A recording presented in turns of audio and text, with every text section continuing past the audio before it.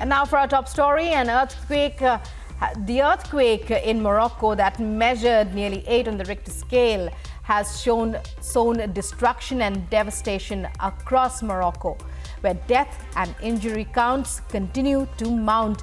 Rescue crews continue to dig out people and survivors, both alive and dead, in villages that have been reduced to rubble.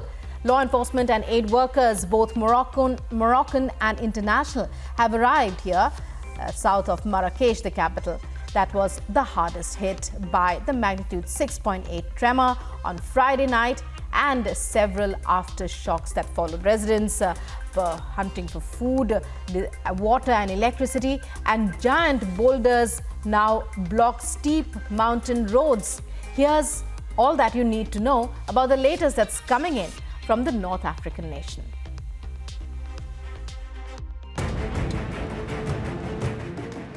The death toll has risen to over 2,600 after Morocco witnessed its strongest earthquake in more than a century.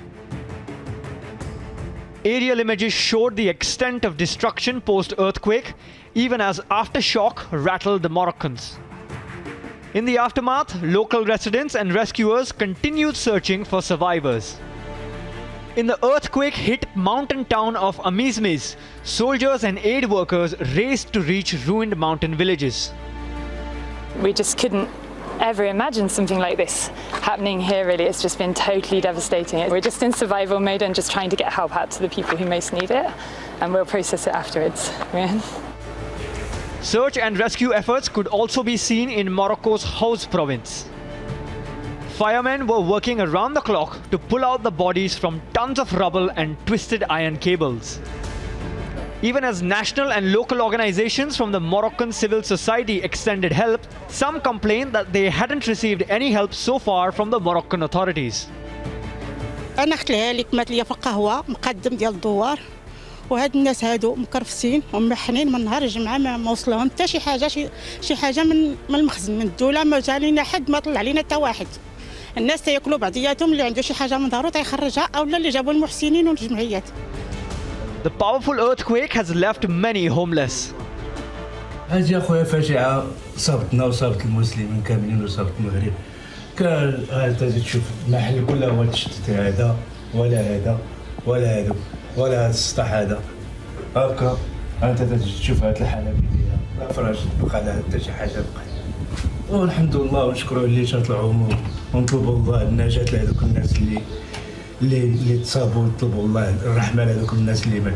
هذا الشيء اللي نقولوا قدر من عند الله سبحانه إلا هو لا رد القدر الله لا رد القدر الله. The residents are forced to sleep outside in the streets of Marrakesh or under makeshift shelters in the Atlas mountain town's hardest hit areas. Old house, the side, the big for the Moulay, all broken, all. Old people, we can sleep here. This is 3 days. It's tomorrow, it's cost 4 days. Not 8, not nothing. Old people, look. No sleeping good, not nothing. Old, we live. Yes, and the night is cold. This is the night, this is gold. Recovery teams in Urguan town, 60 kilometers from Marrakesh, searched through bricked and leveled concrete building on Monday. Ambulances, rescue crews and soldiers have been deployed to the region to aid emergency response efforts. While survivors are desperate for help to find their loved ones feared trapped under the rubble, soldiers and aid teams are battling to reach remote mountain towns. مرات تلقى شي واحد حي ما مرات ما تلقى كل شيء مشى كل شيء مات. واش عنده شي امال بانه يلقى شي واحد. من اللي جيت انا.